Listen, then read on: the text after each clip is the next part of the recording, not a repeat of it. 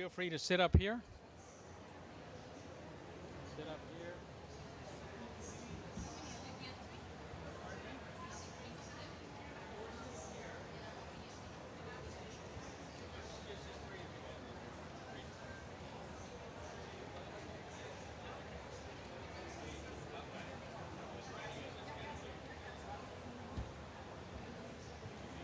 All right, are we good? Yep. All right, we're running a little bit late. Apologies for the late start. Thank you very much to all of you for joining us. Thank you for our panelists as well. We have one panelist who's joining us via Zoom from the Development Bank of Latin America, CAF. We're very happy to have them join. The purpose of this session is to unpack a little bit what it means to have farmer voices as part of access to finance. What it means to engage the farmer and their needs within access to finance solutions. We know that the farmer is among the most resilient individual on the face of the planet, because that's what they do. The small and medium farmer find solutions and have to deal with a very complicated and unpredictable environment. To that end, the farmer usually finds resources, but the issue of access to finance is not just access, but availability and the right type of finance available for the right type of opportunity, the right type of farmer. And so integrating their voices within this solution is supremely important. So for us, I'm going to tell you how, from my perspective, integrating these voices is, and it's that building from the bottom up, building solutions from the bottom up. More of a symphony approach rather than a solo approach. Also, applying lessons learned, because we have a lot of experience with financing different types of projects, in different types of sectors. We need to apply some of those lessons learned. And focus not on a solution, but I propose a solution set. Because if we want sustainability, if we want to be changing the trend lines for the farmer development and the farmer finance, I believe we need to take those into consideration. We are very excited and thrilled to have the speakers we do today. Let's see. We have Ms. Wangwe Muna, who is Director of Innovative Finance for Heifer International in Africa. I'm just going to mention their names and their titles. They will later on introduce themselves and begin discussions. We have Marcela Quintero from CIAT, from the Alliance for Biodiversity. We also have Mr. Peter Muzioka, who is representing the Farmer Voices. And we have Mr. Ignacio Lorenzo from CAF, the Development Bank of Latin America, who will be also sharing his perspective from the perspective of a large regional development bank, focusing on access to on the rural development. So, I think at this point we're going to start with Marcela, and we're going to ask her to share from her perspective how at CIAT they see the integration of farmer voices, how they see this moving forward, what challenges they see, what opportunities they're excited by. Marcela, I don't mean to speak for you. I will let you go.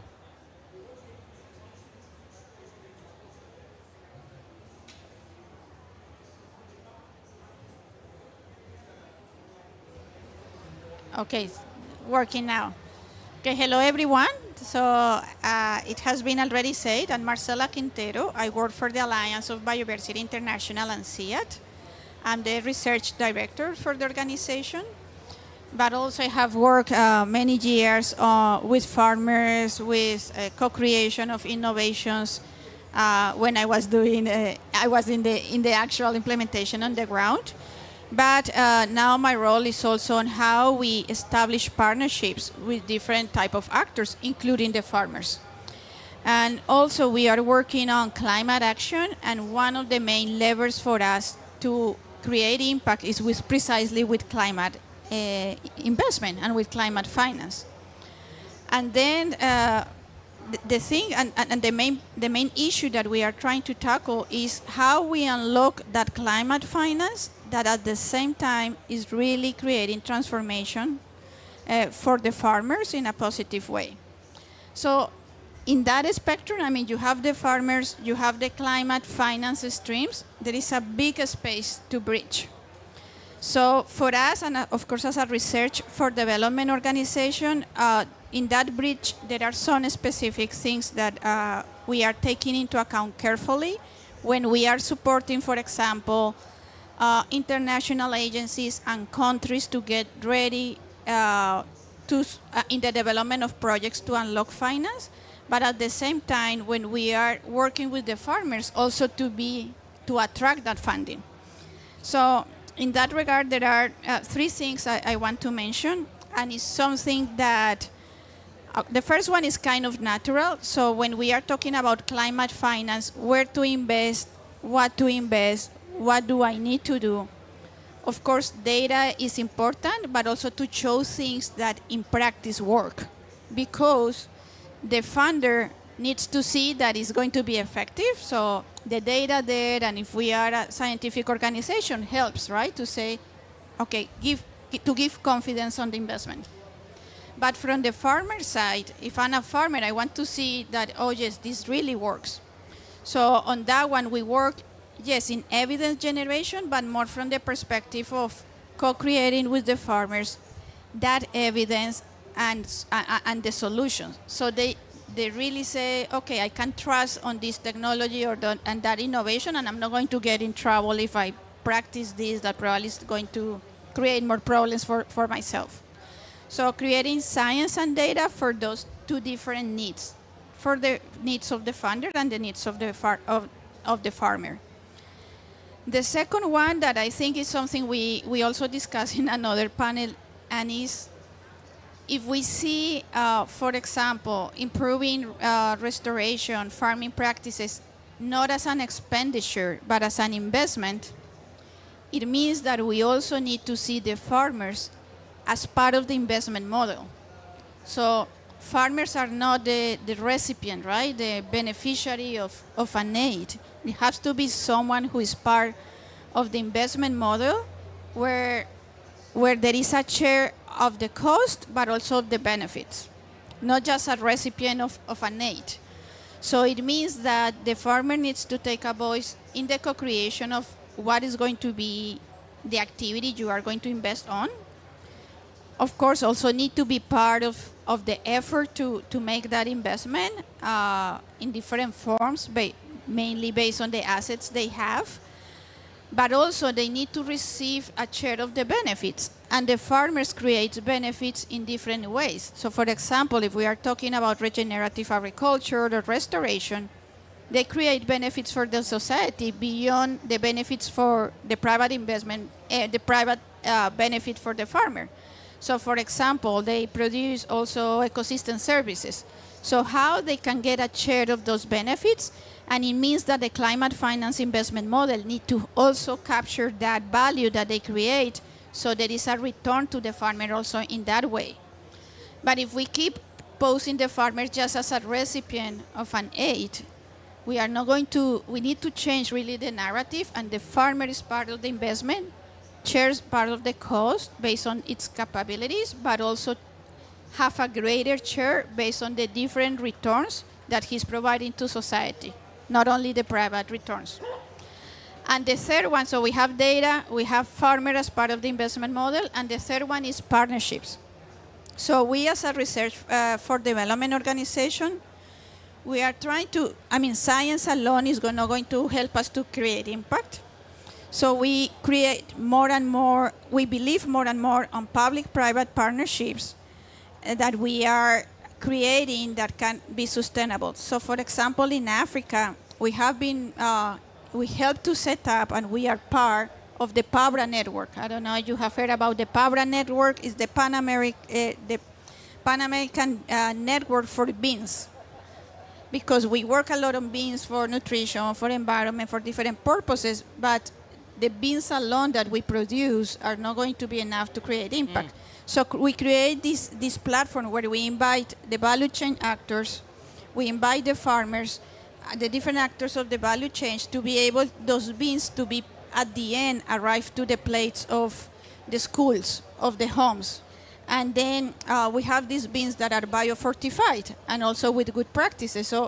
So now we create that platform.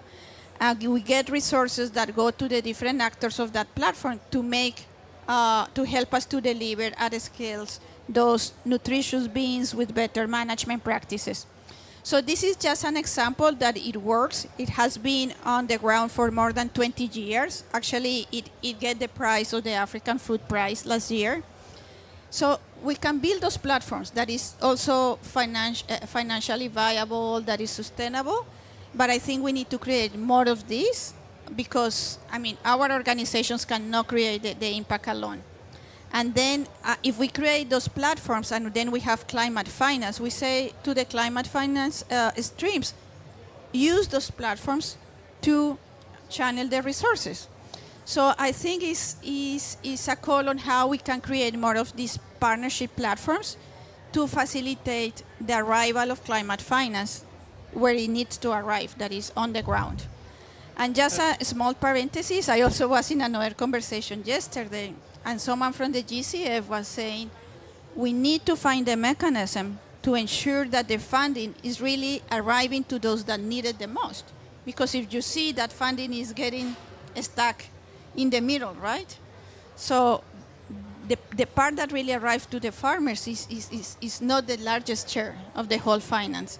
So if we create the platforms, I think we can be able to ensure that the climate finance at the end arrives to the farmers in a largest share as compared to today's shares. Very good. Thank you very much. I want to highlight the integration approach that we've just heard. And I want you to keep that in mind because it's not just about a solution. It's a solution set. And it includes technical, it includes a complete integration of receiving all the benefits and this entire concept of partnership. Now the problem that Marcela highlighted at the end, how does it get to the end? How do we get there, all the way there? That is a problem that's transversal across sectors. Energy has it, water has it, conservation has it, agriculture has it. So to address that a little bit, or with a lot of perspective, I want to invite my colleague, Wangwe Muna, who's Director of Innovative Finance for Africa, to share with us her perspective and where she sees some of these opportunities and challenges based on her experience. Thank you, Wangwe. Thank you so much. So I'm Wangoi Muna, work with Heifer International, and our focus is primarily to support smallholder farmers while caring for the earth. And at the core of our work, impact on how we improve farmer livelihoods is core. And so one of the big realizations when we are thinking around climate finance is that farmers are the ones who bear the brunt of the volatility and the shocks within the climate sector. And in that sense, and they still receive the least amount of funding, as my colleague has mentioned, but in that sense, they're the ones who are innovating and bringing in solutions around how to adapt to the same climate, but they're not receiving the financing. And so they're already doing the investments at their own scale with their own local context. They already understand the data. They already understand the climate shocks that are coming towards them, and they are working towards fixing that because it is their livelihood. So one of the key challenges that I see is that more often than not, climate finance is concentrated within the bigger projects, more towards mitigation, but not as much reaches to the farmers. And so as we design our solutions, one of the big things is to look at how do we design with the farmers, because they are already innovating and bringing in solutions to address some of those challenges. So at Heifer International, one of the big things is that we partner with farmers. It's a big part of how we bring in financing. We partner with farmers, and we partner with the ecosystem, across the ecosystem. And we also look at the data. So we employ what we call the discipline of data. Data allows us to design better. Data allows us to articulate our solutions better. And data allows us to bring in partners based on trust, based on evidence, based on historical performance and testing of our solutions. So we essentially view climate finance as a livelihood tool. So most of how we work with farmers is to look at how we improve their outcomes, improved livelihoods, improved impact, improved livelihoods, improved income, as opposed to the outcomes. So those are some of the key ways we work with farmers.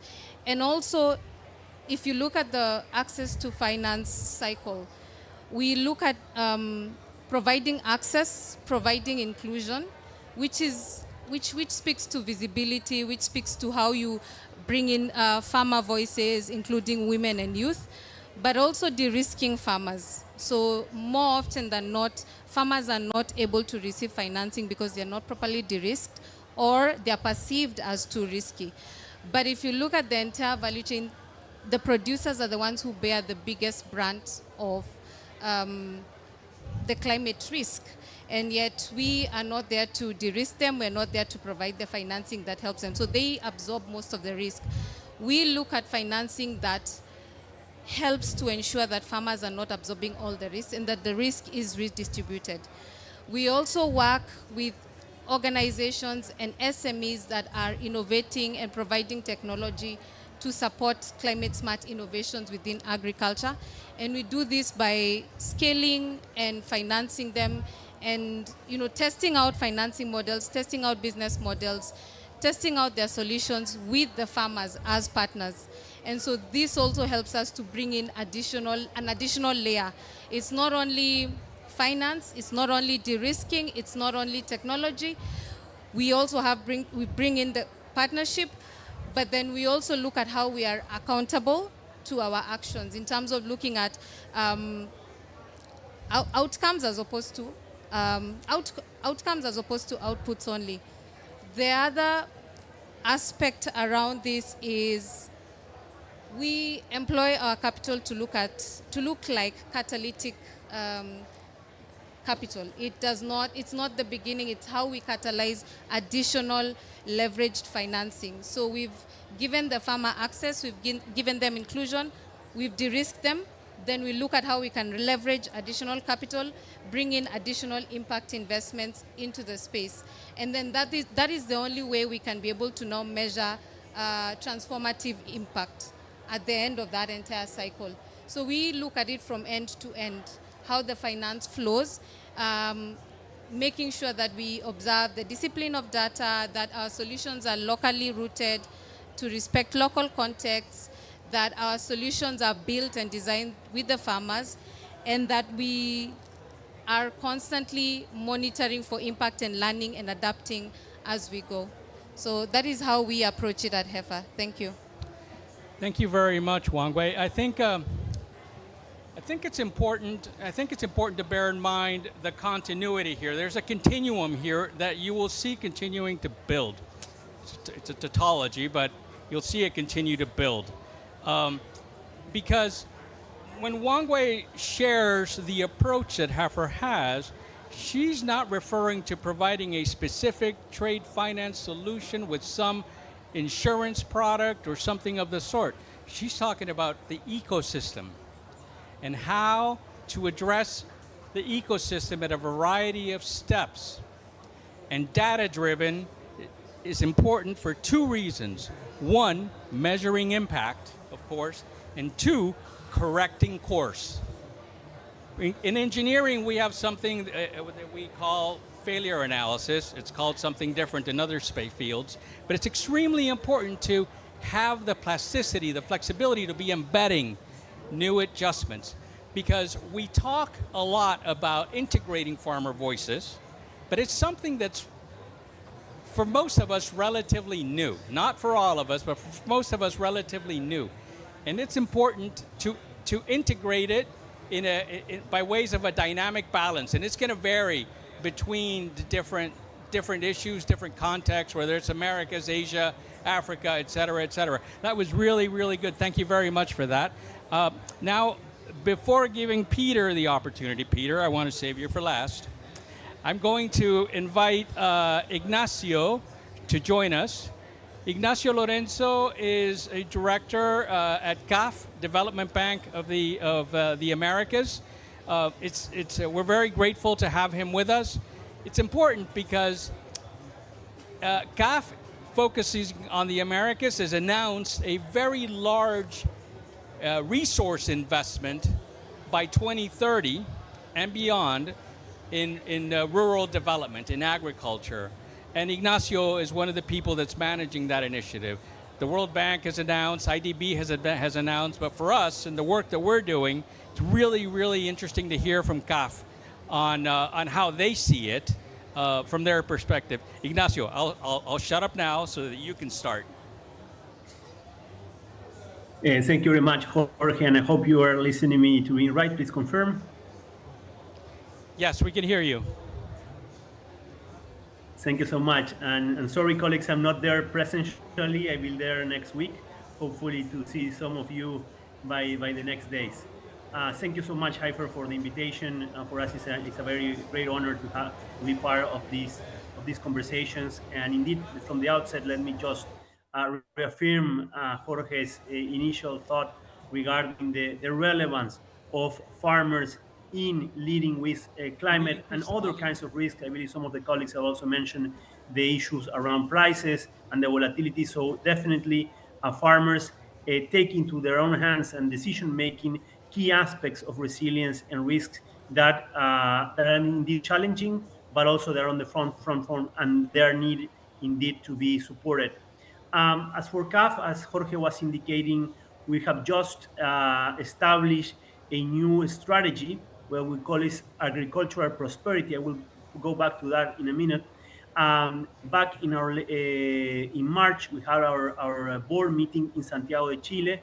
There we present the new strategy for 2030, where we indicate that we're going to reach 8.5 billion US dollars in investments across all the issues that we go within this idea of agricultural prosperity. That would be for Latin America and the Caribbean in CAF member countries, working, of course, in particular with our public sector partners in the countries, but of course, and I will go that in a minute as well, to reach farmers as well in developing and ecosystem-based areas in each of our Latin American and Caribbean countries. First, let me address this idea of prosperity that we have indicated as a key element of our strategy. This idea speaks about not only taking on the agriculture as a sector-specific or product-specific approach, but rather an integrated, holistic approach, as Jorge was indicating before. We want that all of the areas of our bank, of course, the area of productivity and agriculture in traditional terms, but also infrastructure, health, education, energy, communications, digitalization, works together within the banks to deliver a change in the conditions of our rural areas, and in particular the life of farmers and their families. We see there, if you see the numbers in terms of poverty, of challenges in development, we see in particular in our region that the rural areas lag behind. So we need to understand that when we're dealing with a project that, of course, will speak about production and improving productivity, it also needs to speak about these integrated, holistic ideas around rural development. So this is one of the pillars of the strategy.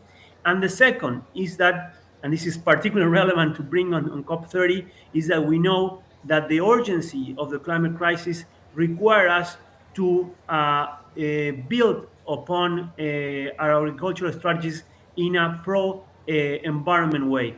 So we also established a second pillar of our strategy that speaks to agricultural sustainability, resilience, and regeneration. In particular, we have seen that Latin America and the Caribbean is conformed of large transnational ecosystems. We call it strategic ecosystems, 15 of them. Of course, the Amazons, you are in the Amazons right now, but you have the Cerrado, you have the Mata Atlántica, the Selva Misionera, the Panal, the Chaco, the Yomapampa, Patagonia, the Andes, the Chocó, the Tumbes, the Magdalena, the Orinoquia, the corridors, the Mesoamerican Green Corridor. So we need to take a look at these ecosystems for agriculture, not to be a threat, but to be a support of these ecosystems in terms of health. And this idea of regenerative agriculture is also essential when we deal with the idea of prosperity. So we also want to engage on these investments in a way that we can deliver development in an integrated, holistic way, but also making sure that this productivity, increased productivity, is also useful in terms of lowering emissions, creating climate adaptations and resilience, and also regenerating these large ecosystems. If you see in the overall numbers of Latin America and the Caribbean, the most important emissions, or even almost 70%, come from agriculture and land use change, deforestation also coming in from agriculture as well in many cases. So definitely here a space for improvement in the work. And also, if you see the numbers on biodiversity convention, the numbers of the losing of ecosystems in terms of species, in terms of space, also we have here an element that we can work much better, this idea of sustainable agriculture, regenerative and resilience. Lastly, there's a specific chapter on the strategy that speaks to family agriculture, which is essentially 80% of the plots in Latin America and the Caribbean are held in a small family farmers dominion. So we need to also have a very clear focus on how do we work and engage with these farmers to develop and to construct this kind of new projects that we want to bring to the region. Of course, a CAF won't have a contract directly with a family farmer. We will work through the Ministry of Agriculture, through local financial institutions, but we need to drive these programs that will be 50, 100, 500, 100, $50 million, $100 million together with the ministries and local finance institutions, but that goes to the farmers to support them in changing and improving their practice in terms of regenerative and sustainability and resilience, and of course, in an integrated, holistical way to improve their development and also to ensure their basic needs and their holistic approach to the land is well based and supported, as our colleagues have also indicated. Very good. Thank you very much, Ignacio. And Ignacio highlights a problem which is not new, which is reach, extension, how to get there. The good news I have for you, Ignacio, is that we at Heifer have that reach, and we're happy to have that conversation with you at any moment. So that's one thing, right? But the other thing I want to highlight, and I can say that with comfort and confidence because CAF has also been a market maker in the region. With carbon markets, they were one of the first to step in with their own funds and then leverage other funds. With biodiversity funds, they were among the first to step up and create thematic credit lines. The signal of a CAF in the Americas is extremely strong. And we can talk about it very openly because in a couple of countries where we collaborate, we have seen their signal translated to the national banking, to the national financial institutions, to domestic finance. Unlocking domestic finance, it would be supremely important for MSMEs and the small family farms. So I say that with a lot of confidence because we have seen it work and we have seen it happen together. Now, I'm going to turn to Peter, who is representing the voice of the farmers from Zimbabwe, correct? And so, Peter, could you share with us reactions to what you've heard and also some of your experiences and what kind of advice, what fear you have, and what advice, what makes you excited about moving forward? I'll stop there and let you speak. Thank you.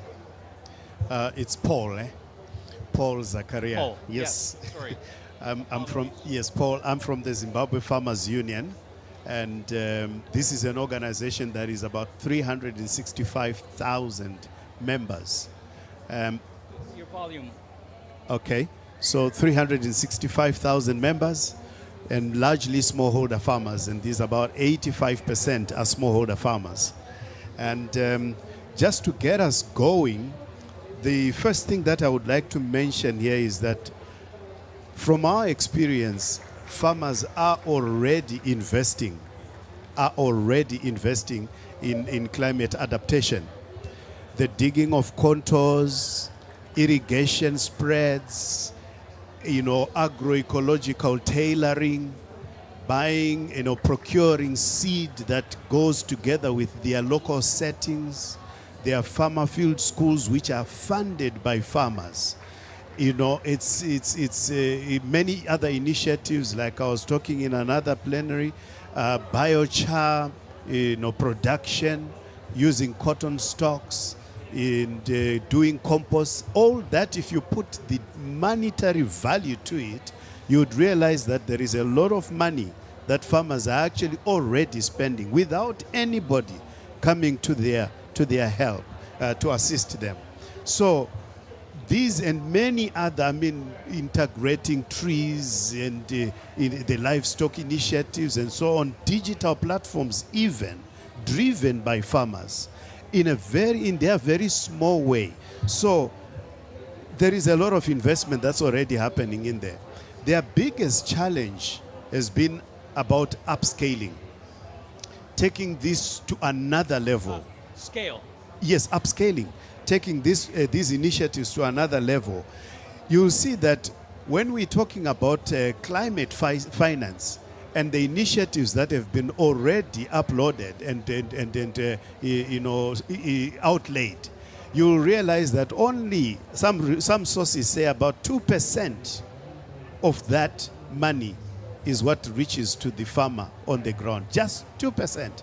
Everything else is actually filtered. And when it gets to the farmer, the impact is just next to nothing. And yet, at the farm level, that is where all these initiatives that are going to change the world, even heal the climate, are supposed to be taking place. So the money is not going where it is supposed to be going.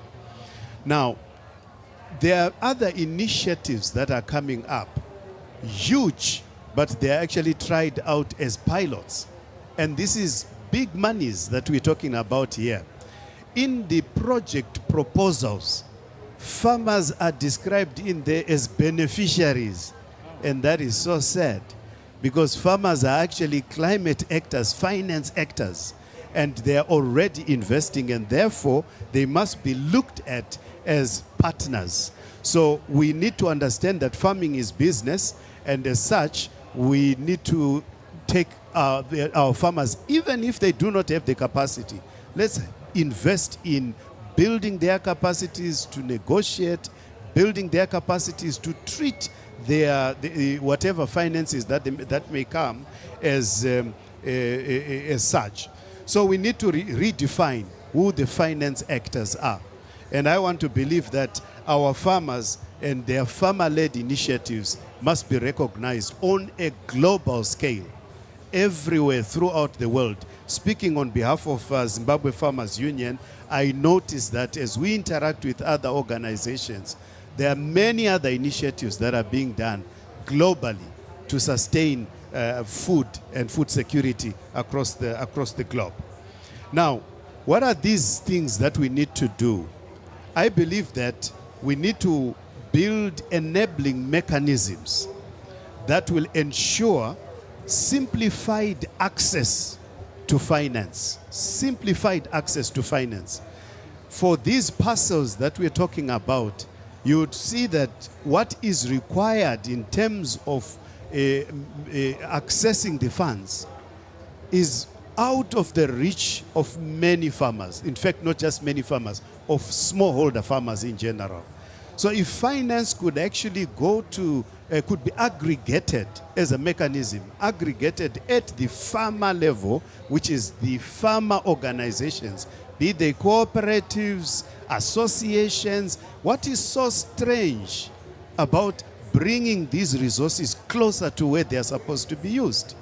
And what is so strange about accrediting these organizations that are based in the local areas, so that they disperse the resources, and there are mechanisms also for controlling, for accountability and everything else. We can have the backstopping anyway, but at least let 80 to 90% of these resources go to where it matters most. And this to us is a very important thing. And lastly, talking about strengthening capacities, there is need also, like I agree with my colleagues about data. Everything is data driven. We need to be able to collect data from the farmers. The farmers themselves should actually be capacitated to understand what emissions are, to calculate the emissions, and also data that helps them to understand where the grazing is, and how to calculate the value of all the things that they are producing on the farms versus what they are losing as a result of climate challenges. So all these mechanisms must be put in place. But data is critical for this to happen. So finance flows where data flows. So without data, no finance. And our farmers must be supported to generate credible data on emissions reductions, soil carbon and resilience outcomes, and digital platforms as well. We need to make sure that our farmers access the digital platforms. Connectivity is in good shape, and our farmers are able to communicate with the rest of the world. Now, policy and institutional support, these of course they have to be put in place. And I'm just rushing. Farmer-led climate finance is about trust, it's about inclusion, and it's about empowerment. So when farmers can directly design and implement and benefit from climate investments, we don't just finance adaptation, we finance resilience, we finance livelihoods, and we finance hope. Thank you very much for your words. It's important to highlight, especially at these events, that this is what matters at the end. How it's implemented at the end of the value chain. And whenever we talk about climate at this stage, we're really talking about resilience, resilient production systems. So I want to thank you for mentioning that. I also want to thank you for reminding us all that farmers are not spectators. The farmers are not beneficiaries alone. This is not charity. We all have a stake here. We all have an interest. And farmers do, with or without our help, they invest and they continue to deliver solutions. Whether they are large farmers, medium farmers, or the smallest smallholder farmers. So that recognition is important. I also found one other point you made very interesting, which is that how to make them equal participants. And that would be about reducing asymmetries in the relationships, right? And in the knowledge information, which is why data has been mentioned 4 times in this presentation. 4 times by 4 different speakers. And so how do you reduce that? I just supported a proposal for a new fund that seeks to make communities equity investors in infrastructure projects. This could be something very interesting because providing communities an equity stake for larger or medium projects would be attractive. However, there are many steps. There's financial education, there's capacities, there's data, there's understanding that, I like to say last kilometer, but my colleagues say first kilometer. Understanding that first kilometer value chain. But that's my energy thinking. At the end of the line versus the beginning of the line. I think I'm getting there, Wang Wei. Anyway, before, I think I'll stop here, but I want to make sure that the audience or the other participants have an opportunity to ask questions to the other panelists. Is there a question from the audience for our panelists?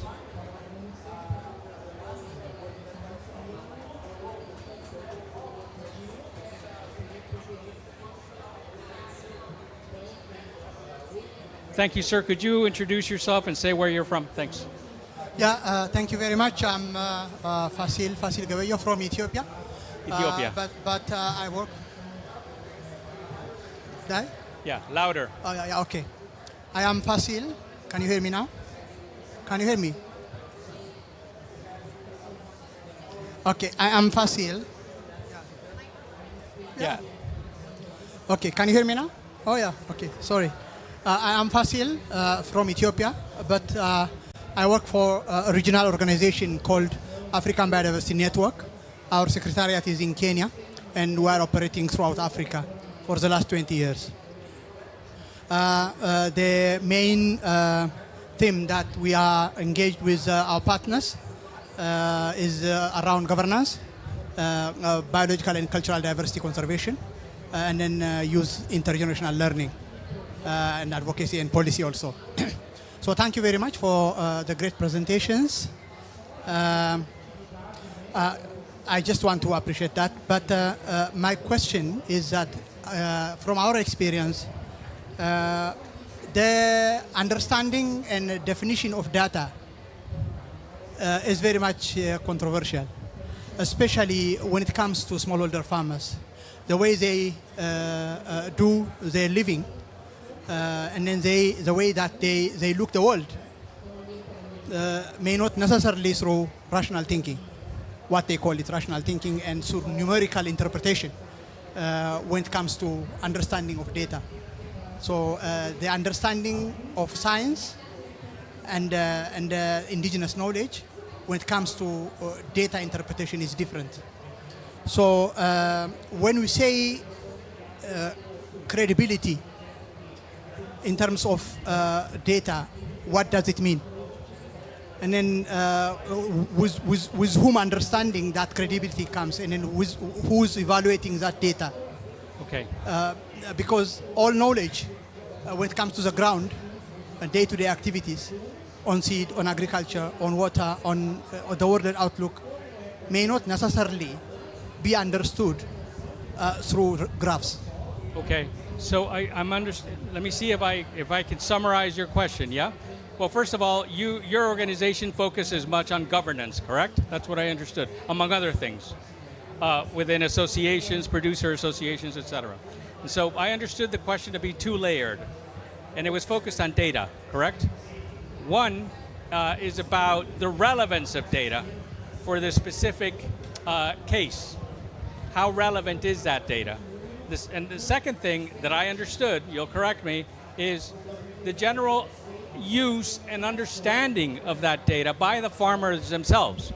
And so I think you're referring to an asymmetry of knowledge there, so we might be speaking still different languages, even if we're measuring something that we should be able to share. Did I catch your question? Yeah, of course you catch it. Just to make emphasis that,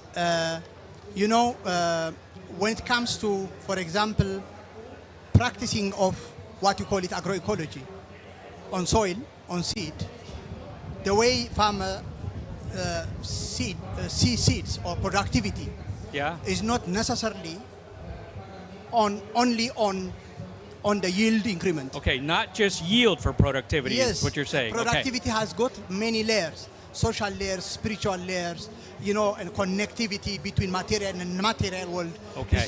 It's not about finance, it's not about money. No. The way farmers understood about money is different from what science is understanding. Because, like for example, my colleague has said that they are already investing without having money in cash. So how do you consider that, and then how do you support their own knowledge system, and then to grow in order to change their life according to their own pace also. Perfect. I would like to give the opportunity for the panelists to address your question. Whom of you would like to take a first attempt? Yeah, probably I can go first. And yeah, I think that the key question, we are talking about how we unlock climate finance to flow to the farmers and what is the role of data there. And that's why I was saying you need to produce data and package it and analyzing that depending on to who you want to make that data relevant, right? So for a financial organization, yeah, surely they will want to see economic returns, flows, costs, who is going to, and also if the investment is credible, if we can put together the scientific evidence to show, yes, this works, okay, that's fine and it's relevant for them. And if that is enough to mobilize the funding, let's use the data in that way. But for farmers, I think it's different, right? What is going to trigger a decision of a farmer to do something differently or to make a practice? And probably that data that we gave to the financial organization is not the one they want to see. They want to see, for example, in a project in agroecology, they were interested to see if the soil was really being improved. Because they are thinking in the long term, right? That the soil is being kept because it's a main asset of the farm. So in that case, they saw even the improvement of the crop, but they wanted to see if the soil was really improving or not. And sometimes we say, no, there is the soil analysis, but but what it means. So I think we need, yes, to be very sensitive of the type of data that is, but we need also to understand what type of data is going to trigger the decision of who. Right. And I think this is also a challenge that we have, right? Understand what people really want to see in terms of information to make a decision. Excellent. And I agree that is beyond productivity, definitely. The Andhra Pradesh in India example, what drives the implementation there of agroecology was not more productivity, was the reduction of cost. Right. Yeah? Very good, thank you. Go ahead, Wangwei. Yeah, I completely agree with my colleague, and it's data is only as relevant as to whoever is consuming it and whoever is using it and whatever they use is for. So for farmers, for example, it's around what helps them produce better, what helps them make better decisions in their climate, adaptation. So it's about the analytics, soil analytics, weather predictions, information on markets. And I think that's also one area that I don't think we've mentioned. The market information is good. So for farmers to make dignified livelihoods, then you have to also look at markets, because that is where they essentially gain their income from. And so access to markets also has to precede access to finance. And so data around markets, data around how the markets are behaving, data around the weather, and data around the analytics. So that helps them understand what kind of inputs they will input into their farms, what kind of decisions they will make along their production cycles, and then what this essentially means as they want to go into the market. In terms of even the volumes that are expected to come out of their production. So data for farmers is different. When you're looking at financing, data is all about building the bankability, bringing in historical data, right, and being able to assess creditworthiness alternatively and build different risk profiles for the farmers. So it depends on who's looking at it, and the set of data is different. If you look at it from a perspective of finance, then that is where access to markets must precede access to finance, because the farmers being able to access markets, being able to trade, being able to sell, showcase of their, buying of their inputs and what comes out of that, showcase of their quantities and volume metrics, that is what the banker will use to assess whether this farmer is creditworthy, or that is what the financing institution will use to see whether they can employ financing around a certain value chain. So yes, data behaves differently, or data is used differently by different stakeholders. But I think the most important thing is that across all the ecosystem players, we need to bring this data in a way, or in platforms, or in a way that is palatable for everyone. So the farmers, even though the data that they need to use is for their production work, they also need to understand the data that the bankers or the financing institution needs for them to be able to be credit worthy. It's important for both, and that is why I think my Right. colleagues was talking about the capacity around that, building their capacity, building their understanding, bringing them, every voice matters at the table, bringing all these partners together so that the banker can understand the data from the perspective of the farmer, and the farmer can understand the data from the perspective of the financier. Thank you. Okay, Paul, and apologies for my mistake earlier. So Paul and Ignacio, do you have something you can add in about 1 minute? Because I'm sure they're going to shut me down soon. Okay, so I think practically I would want to add just the element of extension, public extension, for instance, to assist in data, building up the data that may be useful for all the parties. Our public extension, they need to also take on board an entrepreneurial approach, where they view farmers doing business, but also help the farmers in their business to collect the necessary data that helps the farmer for credit referencing and even for many other things. A good example is in the biochar production, where our farmers, they're actually just, producing biochar out of cotton stalks. But number one, how many tons of stalks did they turn into biochar?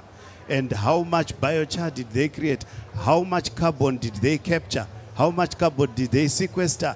All that information is not known, and it is very clear that they are so far away from accessing carbon credits. So that's yet another barrier just related to data alone. Fantastic, thank you for that. Ignacio, do you have something to add? Thank you so much, and great to hear from colleagues regarding the issue of data, which is essential. I will add, this is essential for climate finance as well, and to accelerate this finance reaching the ground. Let me just give you an example around a project we're now developing for livestock farmers in the Bioma Pampa region in South America. We are working with the local banks that are the ones who are providing the finance right now to these local farmers. But we are producing data. We are developing the projects to produce data so they can also inform of the sustainability aspects in positive terms of what is biodiversity, resilience, mitigation, also soil. For them can also provide for specific discounts on their finance when reaching these specific goals in terms of resilience and sustainability. So again, working hand to hand between finance and the data with the local finance institutions and the farmers themselves is essential to deploy these impacts that we need on the ground, and again, to support the farmers where they are needed the most. Thank you very much, Ignacio. It's gotten a little loud outside. This is just what cops are like. So welcome to COP. Thank you to the panelists for a really interesting conversation. I think we all learned several things today, including the importance of unpacking data. Thank you very much.